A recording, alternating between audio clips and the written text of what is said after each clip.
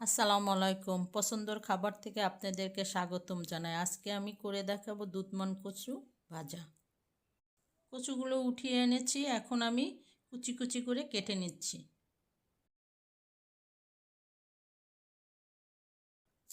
কচুতে অনেক গুণাগুণ আছে, আমি কয়েকটা গুণের কথা বলতেছি। বাচ্চাদের রাতকানা রোগ কম হয়, ভিটামিন সি ও ডি আছে, অক্সিজেন লেভেল বাড়ায়,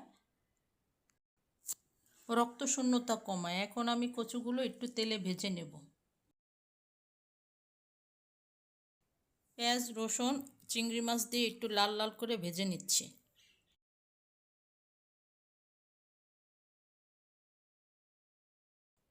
লবণ, হলুদ দিয়ে নিচ্ছি।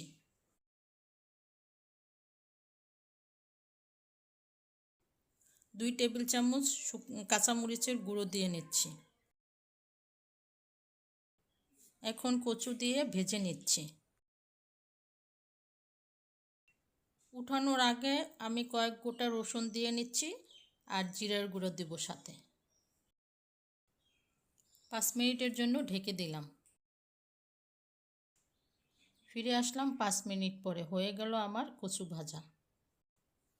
হয়ে গেছে আমার কচু ভাজা। দেখেন কেমন হয়েছে, কমেন্টে জানাবেন। আসসালামু আলাইকুম।